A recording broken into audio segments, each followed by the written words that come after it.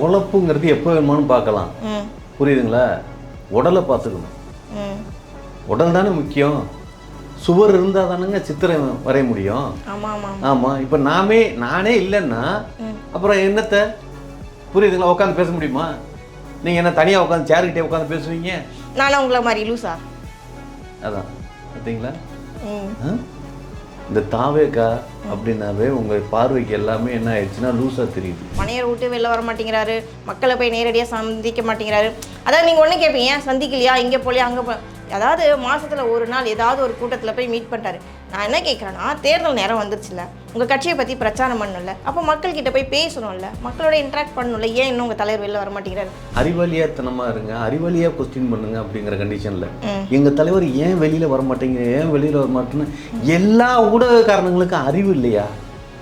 அடிக்கிற வெயிலில் வெளியில் எவனாவது வருவானா? என்ன அப்போ இங்கேருந்து பாம்பேக்கு மட்டும் போவாரா? நாங்கள் முதல்ல ஜெயிச்சு வர்றோம், அதுக்கப்புறம் நாங்கள் ஐடியா கொடுக்குறோம். நாங்கள் முன்னாலேயே ஐடியா கொடுப்போம், நீங்கள் அப்படியே திமுக காரங்களோட சேர்ந்து அப்படியே ஐடியாவை மட்டும் இம்ப்ளிமெண்ட் பண்ணி போங்க. புரியுதுங்களா? எல்லாம் கற்பனை திருட்டு பண்ணுறது. உங்கள் கற்பனையை நாங்கள் திருடிட்டோம். அப்புறம் ஒரு கல்யாணத்துக்கு அண்ணியை கூப்பிட்டு போனார், டிக்ளேர் பண்ணார் த்ரிஷா அண்ணியோட. இப்போ ரீசெண்டாக வந்துட்டு டைரக்டர் அட்லியோட அவங்க ஃபேமிலி ஃபங்க்ஷனுக்கு அண்ணியை கூப்பிட்டு போயிருக்காரு. ஸோ இது செகண்ட் டைம் டிக்ளேர் பண்ணிட்டு இருக்காரு.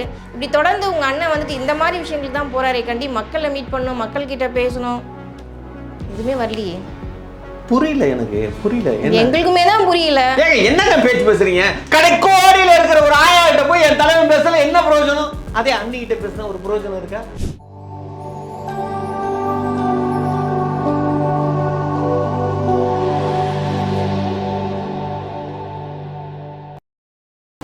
நேயர்களுக்கு அன்பு வணக்கம். இன்னைக்கு நம்மளோட சிறப்பு நேர்காணலுக்கு வந்திருக்காரு பிரபல director Nandavanam Nandakumar, short form NNK. Hi sir, எப்படி இருக்கீங்க? வணக்கம் ஸ்டெல்லா மேடம். நல்லா இருக்கீங்களா? என்ன சார் அடிக்கிற வெயில் இவ்வளோ அப்படியே ஒரு டல்ல வணக்கம், அந்த வணக்கமே ஒரு எனர்ஜெட்டிக்காகவே இல்லை, என்னாச்சு உங்களுக்கு? இல்லை, அதான் வெயில் அடிக்கிற வெயிலில் யாராவது வெளியில் வர முடியுமா? வெளியில் வந்தால் டயர்டாகிடும்ல. புரியுதுங்களா? பொழப்பை பார்க்க வந்து தானே ஆகணும். ஏங்க, பொழப்புங்கிறது எப்போ வேணுமானு பார்க்கலாம். புரியுதுங்களா? உடலை பார்த்துக்கணும். உடல் தானே முக்கியம். சுவர் இருந்தால் தானேங்க சித்திரம் வரைய முடியும். ஆமாம். இப்போ நானே இல்லைன்னா அப்புறம் என்னத்தை? புரியுதுங்களா? உட்காந்து பேச முடியுமா? நீங்கள் என்ன தனியாக உட்காந்து சேர்கிட்டே உட்காந்து பேசுவீங்க? நானும் உங்களை மாதிரி லூசா? அதான் பார்த்தீங்களா? இந்த தாவேக்கா அப்படின்னாவே உங்கள் பார்வைக்கு எல்லாமே என்ன ஆயிடுச்சுன்னா லூஸாக தெரியுது. காரணம் என்னன்னா, மிதமிஞ்ச அறிவாளிகளை எல்லாரையுமே லூஸா தான் பார்த்துருக்காங்க. இந்த பயங்கர அறிவாளியா இருக்கீங்க சார். அதாவது கடவுள் ஒரு குறிப்பிட்ட அளவு தான் எல்லாருக்கும் அறிவு வைப்பார், ஆனால் உங்களுக்கு அளவுக்கு அதிகமான அறிவு வச்சுட்டாரு. நாங்கள் ரொம்ப நாளாக கேள்விப்பட்டுட்டு இருக்கோம். உங்களுக்கு புரியல, உங்களுக்கு தெரியாது அதெல்லாம். ஆமாம், இல்லாதவங்கள்ட்ட அதை பற்றி பேசி என்ன பிரயோஜனம்? கண்டிப்பாக இருக்கிறவன் புரிஞ்சுப்பான். நாங்கள் பேசுகிற விஷயம், கமலஹாசன் பேசுறத எவனாவது புரிஞ்சுக்கிட்டானா உடனே புரிஞ்சவன் தான் அறிவாளி, புரியாதவன் எல்லாருமே முட்டா பயலுக. புரியுதுங்களா? அப்போ கமலஹாசன் பேசுனது தப்பா சரியா? கமலஹாசன் அப்போ முட்டாளா அறிவாளியா?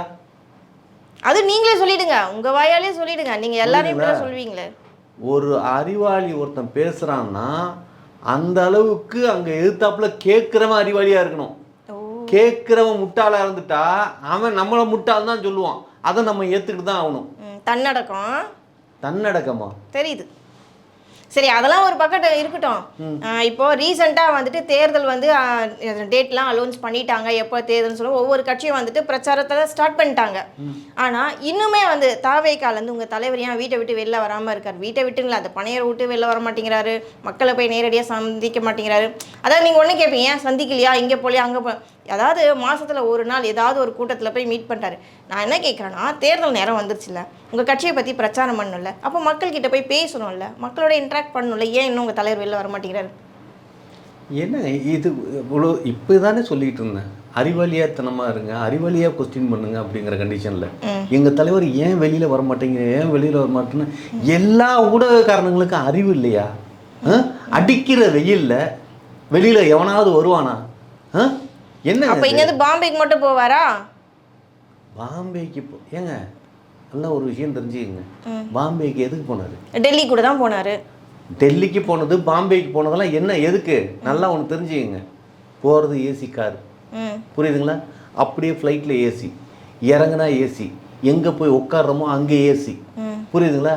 அதே ஊராக போய் ஒவ்வொரு வீட்லேயும் போய் ஓட்டு போடுங்க ஓட்டு போடுங்கன்னு இந்த பிச்சை எடுக்கிறது மாதிரி கேட்குற ஓட்டு பிச்சை இருக்க, அதுக்கு என்ன ஏசி போட்டுக்கிட்டா போக முடியும்? வேகாத வெயிலில் நின்று அப்படி ஓட்டு கேட்டு ஜெயிக்கணுங்கிற அவசியம் எங்களுக்கு கிடையாது, அது தெரியுமா? ஓ, அப்போ எப்படி தான் நீங்கள் மக்கள்கிட்ட சந்திக்க போகிறீங்க, எப்படி ஓட்டு கேட்க போகிறீங்க உங்கள் கட்சிக்காக? ஹலோ, உட்காந்து ஒரே ஒரு வீடியோ கால் முடிச்சு விட்ருவீங்க, டோட்டலாக முடிச்சு விட்ருவீங்க ஒரே ஒரு வீடியோ கால். எல்லா கட்சிக்காரனும் காணாம போயிடுவான். ஆமாம் ஆமாம், நல்லா ஞாபகம் வச்சுக்கோங்க, புரியுதுங்களா? அதுக்காக தான் எங்கள் தலைவர் வந்து யாரையும் வந்து பார்க்கறதுக்கு இல்லை, புரியுதுங்களா? எங்கள் தலைவர் என்ன சொல்லியிருக்காரு, ஜெயிச்சதுக்கு அப்புறம் நன்றி சொல்றதுக்கு தான் ஒவ்வொரு வீடா போய் பார்ப்போம்னு சொல்லியிருக்காரு. அப்போ மட்டும் உங்களுக்கு வெயில் அடிக்காது? ஹலோ, மாசம் அது மே மாசம் வெயில், மே மாசம் முடிஞ்சோடையுமே மே முடிஞ்சு ஜூன் வருதுல்ல, ஜூன்ல வெயில்லாம் இருக்காது. அதாவது நிதானமா பொறுமையா போய் தேங்க்ஸ் சொல்லிப்பீங்க. ஆமா, எல்லாருக்கும் ஏங்க முதல்ல ஜெயிக்கணுங்க. நன்றி கெட்ட பயலுங்க மற்ற அரசியல்வாதிகள் ஜெயிக்கிறதுக்கு முன்னால் வரைக்கும் போய் பிச்சை போடுங்க ஓட்டு போடுங்கன்னு வாங்கிடுவாங்க. ஆனால் அந்த ஓட்டு போட்டு நம்மளை ஜெயிக்க வச்சாங்களே அப்படின்னு அவங்கள போய் ஓட்டு போட்டு ஜெயிச்சதுக்கப்புறம் எவனாவது ஒரு அரசியல்வாதியை சொல்லுங்க போய் நன்றி சொல்லி போய் பார்த்துருக்கான்னு அதே மக்கள்கிட்ட. நன்றி கெட்ட பயலுங்க மற்ற அரசியல்வாதிகளா? ஆனால் எங்கள் தலைவர் அப்படி கிடையாது. ஆமாம், நாயை விட நன்றியாக இருப்பார். ஏன்னா எங்கள் தலைவர் ஒரு நாய். ஆமாம், இல்லை நீங்கள் சொல்கிறத வச்சு பார்த்தா எங்களுக்கு எப்படி தோணுதுன்னா, நாங்கள் ஜெயிச்சா தானே நேரடியாக போய் எல்லாருக்கும் தேங்க்ஸ் சொல்லணும், எப்படியோ நாங்கள் ஜெயிக்க போகல, அதுக்கு எதுக்கு நான் ஸ்ட்ரெயிட்டாக போய் தேங்க்ஸ் சொல்லணும், அதுக்கு முன்னாடி நான் ஏன் பிரச்சாரத்தில் ஈடுபடணும் அப்படிங்கிற மாதிரி நீங்கள் சொல்ல வரதெல்லாம் அப்படி தான் சார் இருக்குது. சொல்ல வரதெல்லாம் அப்படி இருக்கா? ஏங்க, ஒரு நாயை விட நன்றியாக இருப்பாருங்கிற ஒரு உள் உணர்வுக்கு சொல்ல வர்றேன். அதை நாய் நன்றி உள்ளதான் சார், அது எல்லாருமே எக்ஸாம்பிள். அதுக்கும் மேலே எங்கள் தலைவர் பெரிய நாய், புரியுதுங்களா? அந்த மாதிரி அவ்வளவுதான் சொல்லுவாங்க. நான் இன்னும் எங்க ஞாபகம் வருது, எங்களுடைய துணை முதலமைச்சர் வளர்த்துருக்காரு தெரியுமா? முதலமைச்சரும் வச்சிருக்காங்க, துணை முதலமைச்சர் வீட்டில் அவங்க வீட்டில் நாய் வச்சிருக்காங்க, பெட் அனிமல்ஸ். சூப்பராக இருக்கும், நல்லா இவ்வளோ ஹைட்டில் இருக்கும், அழகா. துணை முதலமைச்சர் உதயநிதி ஸ்டாலின் அவங்க வீட்டில் இருக்கு. அந்த மாதிரி இருக்குமா உங்க நாய் நீங்க வச்சிருக்கிறது? ஐ மீன் உங்க தலைவர் வச்சிருக்கிறது? நீங்க ஒரு விஷயம், துணை முதலமைச்சர் நீங்க சொல்ற உதயநிதி ஸ்டாலின் அவங்க வீட்ல எல்லாம் அந்த நாயெல்லாம் வந்து எந்த ஊர்லேயும் எங்கேயும் கிடைக்கும். ஆனால் எங்கள் அண்ணி த்ரிஷா அண்ணி வச்சிருக்கிற நாய் இதனோட ஒரு பொம்மை மாதிரி வச்சிருக்காங்க. ஹலோ, அது எவ்வளோ காஸ்ட்லி தெரியுமா? நல்லா உங்களுக்கு தெரிஞ்சுக்கங்க. பெருசாக இருக்கிறது என்னைக்குமே ரேட்டு போகாது, சின்னதாக இருக்கிறது தான் ரேட்டு, நல்ல ரேட்டு போகும். அப்புறம் அது கையில் வச்சிருந்து எங்கள் தலைவன் கொஞ்சினதெல்லாம் பார்த்தீங்களா? பார்த்தோம். ஒரு புள்ளைய கொஞ்சறது மாதிரி கொஞ்சலாம். அதே பெரிய நாய் நம்ம மேலே ஏறிச்சுன்னா வெயிட்டு தாங்க முடியாது, புரியுதுங்களா? ஆமாம், நீங்கள் என்ன நீங்க ஒரு நண்பனான்னு பாருங்க. நண்பன் எது? நண்பன் நன்றியுள்ள நாய் நீங்கள் தானே சொன்னீங்க, அப்போ அது ஒரு நண்பனா பாருங்க. ஒரு விஷயம் நல்லா தெரிஞ்சுக்கங்க, நாங்கள் வந்து பெத்த பிள்ளைய தான் ஒதுக்கிறோம், ஆனால் நாயை நண்பனை ஏற்றுப்போம், புரியுதுங்களா? நாய் எங்களுக்கு புள்ள தான். ஆமாம், நாங்கள் பெக்காத புள்ள நாய், பெத்த புள்ள தான் நமக்கு தேவையில்லை. சரி, கம் டு த பாயிண்ட். ஏன் தேர்தல் பிரச்சாரத்துக்கு மக்களை மீட் பண்ண வெளில இன்னும் வரல? என்ன பிரச்சனை? அப்போ மக்கள் எல்லாரையும் வந்து பணியூருக்கு கூட்டு போயிட போறீங்களா? தேர்தல் கமிஷன்காரன் அவங்க செய்யற அட்டகாசம் தெரியுதா உங்களுக்கு? இந்த தேர்தலை எந்த மாசம் வைக்கணும்? ஒரு ஜூன் ஜூலைல, ஆகஸ்ட்ல அந்த மாதிரி வச்சோம்னா மழை வரும்போது, மழை வர்றப்பயா? ஹலோ, மழையும் இல்லாம வெயிலும் இல்லாம ஒரு தென்றல், ஒரு அக்டோபர் நவம்பர் அப்படி போயிடுங்கன்னு சொல்ல வரேன். அந்த ரேஞ்சுக்கு தானே வைக்கணும். கொஞ்சமாவது அறிவு இருக்கா? ஓட்டு போடுறதுக்காக வெளியில வந்து மக்கள் அவ்வளோ வரிசையில் நின்று அவதிப்படுறதுக்காகவே இந்த தேர்தல் கமிஷன் மக்கள் நலனை எவனுமே பார்க்க மாட்டேங்கிறாங்க. சீரியஸா, மக்களோட நலனை எவனுமே பார்க்க. வேகாத வெயில வந்து நின்று ஓட்டு போடு, மயக்கடிச்சு கீழே வந்து சாவு. உங்களுக்கு தெரியுதா எவ்வளோ வெயில்? இப்போ வெளியில வர முடியுதா? இப்போ ஓட்டு முடிய தூக்கிட்டு வீட்டுக்கு வீட வந்து ஓட்டு அமுக்குன்னு சொல்லுவாங்க. எல்லாரையும் லைன்ல நிக்க வச்சுதானே ஓட்டு போட சொல்லுவாங்க. அப்ப எவனாவது பந்தல் போடுறானா? எங்கேயாவது பந்தல் போட்டு கொடுக்குறானா என்ன? சார், இப்ப இருக்க ஆட்சிக்காரங்களை வந்து நீங்க குறை சொல்ற மாதிரியே இருக்கே சார் நீங்க பேசுறதெல்லாம். அப்புறம் இவங்க பண்ற ஒவ்வொன்றும் குறை தானே. ஆமா, ஒரு விஷயம் நல்லா தெரிஞ்சுக்கங்க, நாங்க ஆட்சிக்கு வந்துட்டோம்னா, சீரியஸா சொல்றேன், இந்த தேதியில தான் தேர்தல் வேணும்னு நாங்க அதை வந்து போராடி பெறுவோம். புரியுது? உங்களுடைய கம்ஃபர்டபுளுக்கு மாற்றிக்குவீங்க. ஆமாம், அப்படி தானே இவனுக்கு பண்ணியிருக்கணும். வேகாத வெயில்ல ஒரு விஷயம், கடைக்கோடியில் இருக்கிற ஒரு ஆயா அந்த வெயிலில் வந்து நின்றுச்சுன்னா மயக்கம் விட்டு போய் செத்து போயிடாது? அந்த ஆயாவை பற்றி எவனாவது கவலைப்படுறானா? ஒரு பையன் கவலைப்படுறானா? ஆனால் நீங்கள் கவலைப்படுறீங்களா? அப்புறம் என்ன பண்ண போகிறீங்க சார்? இப்போ உங்கள் ஆட்சியில் வந்துட்டு இப்போ ஃபார் எக்ஸாம்பிள் நீங்கள் ஜெயிச்சிட்டீங்க, அடுத்த எலெக்ஷனுக்கு வந்து நீங்கள் தயாராக போகிறீங்கன்னு வச்சுக்கோங்க, நீங்கள் என்ன பண்ணுவீங்க சார் உங்கள் கட்சியில்? ஒரு விஷயம் இந்த திமுக காரங்க பண்ணி வச்சுருக்காங்க தெரியுமா? எது? காலங்காத்தால காலை உணவுன்னு பள்ளிக்கூடத்துக்கு பிள்ளைங்க படிக்க போகுதா இல்லை காலையில் போய் டிஃபன் சாப்பிட போகுதா? கொஞ்சமாவது இல்லை இவங்களுக்கு. அதெல்லாம் இவங்க என்னெல்லாம் பண்ணி வச்சுருக்காங்களோ அதெல்லாம் ரிமூவ் பண்ணவே போதுங்க, அதுவே பெரிய சக்ஸஸ் தெரியுமா? இவங்க அவ்வளோ இது பண்ணி வச்சுருக்காங்க, எதையுமே ரிமூவ் பண்ண முடியாத அளவுக்கு பண்ணி வச்சுருக்காங்களாம். நாங்கள் வந்தால் எல்லாத்தையும் பண்ணிடுவோம், எல்லாத்தையும் ரிமூவ் பண்ணிடுவோம், எல்லாத்தையும் வாஷ் அவுட் பண்ணி. ஆமாம், எல்லாமே எல்லாத்தையும் உழைக்கணுங்க, ஒவ்வொருத்தரும் உழைக்கணுங்க. ஆமாம், புரியுதுங்களா? பள்ளிக்கூடம் போய் படிக்கிறது எதுக்கு? சம்பாதிக்கிறதுக்கு தானே. படித்து சம்பாதிக்கிறத விட இப்போவே சம்பாதிக்க ஆரம்பித்தோம்னா நிறைய சொத்து சேர்த்துடலாம்ல. எப்படி சார் சம்பாதிக்கலாம்? ஏதாவது ஒரு ஐடியா கொடுங்க நம்ம பசங்களுக்கு, எப்படி சம்பாதிக்கலாம்? அதான் சொல்லுங்க, ஒரு ஐடியா கொடுங்க.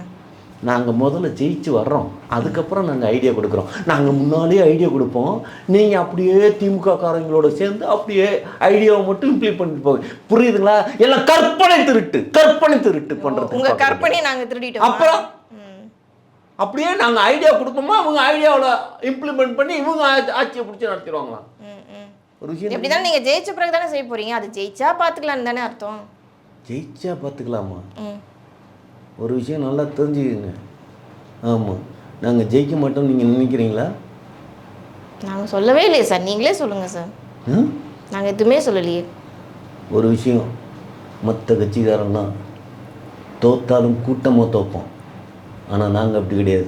தோத்தா தனியாக தோப்போம். ஓ, அதனால தான் தனியாக நிற்கிறோம். யார்ட்டையும் கூட்டணி சேர மாட்டீங்க. அப்புறம் அதுக்குதான் கூட்டணிக்கு வர மாட்டீங்களா? கூட்டமா இருக்கிறவன் தோத்து போறது கௌரவ குறைச்சலா? தன்னந்தனியா ஒருத்தன் நின்று ஜெயிக்காம தோத்து போறது கௌரவ குறைச்சலா? எது கௌரவ குறைச்ச? என்ன பாக்குறீங்க? உங்களுக்கு சொல்லி புரிய வைக்க முடியல.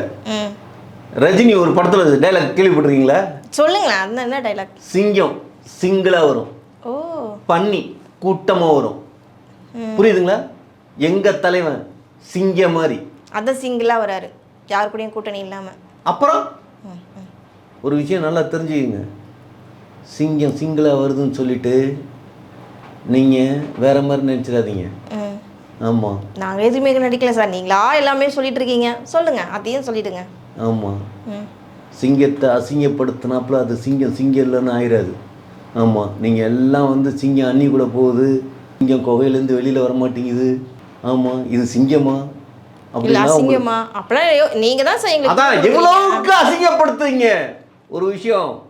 ஆமாம், ஒரு கல்யாணத்துக்கு அண்ணியை கூப்பிட்டு போனார், டிக்ளேர் பண்ணார் த்ரிஷா அண்ணியோட. இப்போ ரீசெண்டாக வந்துட்டு டைரக்டர் அட்லியோட அவங்க ஃபேமிலி ஃபங்க்ஷனுக்கு அண்ணியை கூப்பிட்டு போயிருக்காரு. ஸோ இது செகண்ட் டைம் டிக்ளேர் பண்ணிட்டு இருக்காரு. இப்படி தொடர்ந்து உங்கள் அண்ணன் வந்துட்டு இந்த மாதிரி விஷயங்களுக்கு தான் போகிறாரே கண்டி, மக்களை மீட் பண்ணணும், மக்கள்கிட்ட பேசணும், எதுவுமே வரலையே. புரியல, எனக்கு புரியல. எங்களுக்குமே தான் புரியல. என்னங்க பேச்சு பேசுறீங்க? கடைக்கோடியில் இருக்கிற ஒரு ஆயா கிட்ட போய் என் தலைவன் பேசல, என்ன பிரயோஜனம்? அதே அண்ணி கிட்ட பேசினா ஒரு பிரயோஜனம் இருக்கா? அண்ணி கிட்ட பேசினா பிரயோஜனம் இருக்கு, ஆயா கிட்ட பேசினா பிரயோஜனம் இல்லை. கடைக்கோடியில் இருக்க உங்களுடைய கட்சி ஜெயிக்கணுமா வேண்டாமா? ஹலோ, நல்லா ஒன்று தெரிஞ்சுக்கங்க, ஓட்டு போட போகிற மக்கள் வந்து எங்கள் தலைவன் ஒரே முகத்துக்காக தான் ஓட்டு போட போகிறான். இன்னும் அந்த ஊருக்காரனுக்காக ஓட்டு போட போகிறது கிடையாது. நல்லா தெரிஞ்சு, அந்த ஒரு முகம், திருமுகம், புரியுதுங்களா? விஜய் முகம். ஆமாம், அந்த ஒரு முகத்துக்கு தான் இங்கே வேல்யூ. புரியுதுங்களா? அந்த முகத்தை திருப்பி வச்சுக்கிட்டா கூட எங்கள் அண்ணியே பார்க்க மாட்டாங்க. அந்த முகத்துக்கு தான் வேல்யூ, தெரியுமா? ஆமாம், நீங்கள் என்ன நினைக்கிறீங்க? வசீகரிக்கிற ஒரு முகம் உங்களுடைய அண்ணன் முகம், விஜய் முகம், கரெக்டா?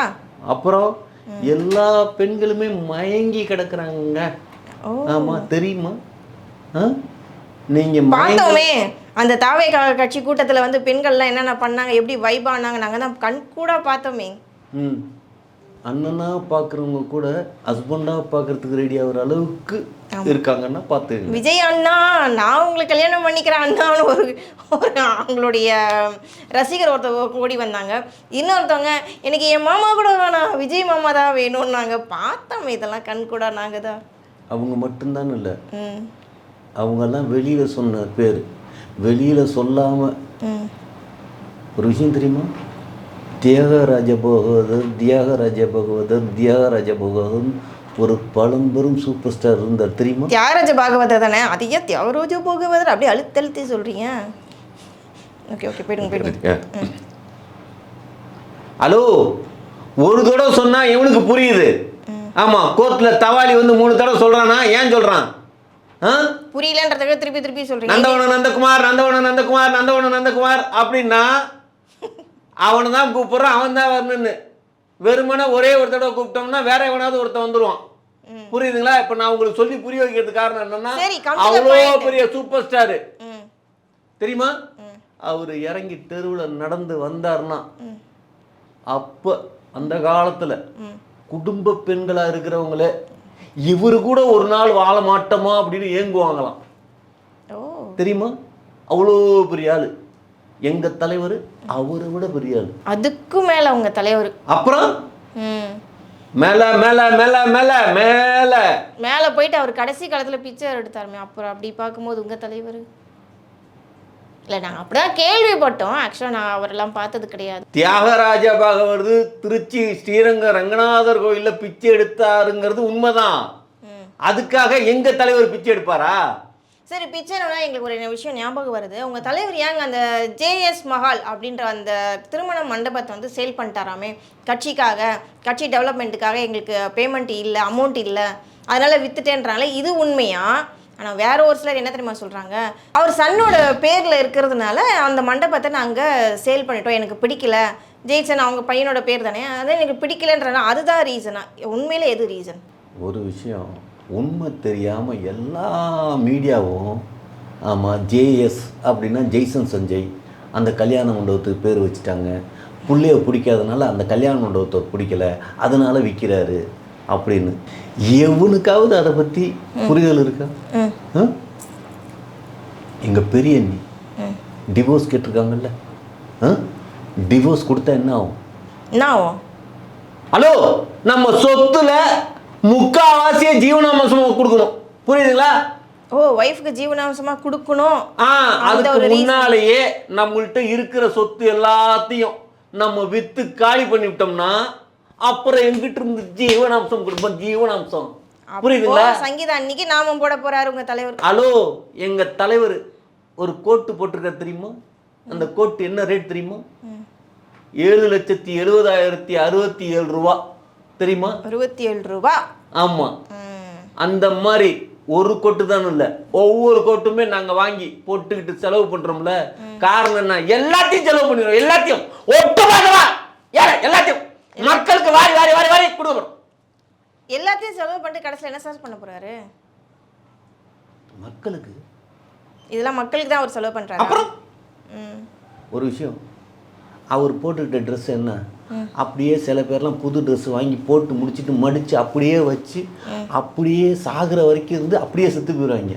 அப்படியே மடித்து போயிடும் ட்ரெஸ்ஸு. அடுத்தவனுக்கு கொடுக்கணும். எங்கள் தலைவர் 7 லட்சம் ரூபாய்க்கு மேலே ட்ரெஸ் வாங்குறாருன்னா எத்தனை பேருக்கு தெரியுமா கொடுத்துருக்காரு? ஆனால் ஷூட்டிங்கில் மட்டும் அவர் போடுற ஜட்டி வரைக்கும் ப்ரொடியூசர் தான் வாங்கி கொடுப்பான். அது ஷூட்டிங், அது வேற, அது வேற, இது வேற, அது வேற, இது வேற, தெரியுமா? ஆமாம்.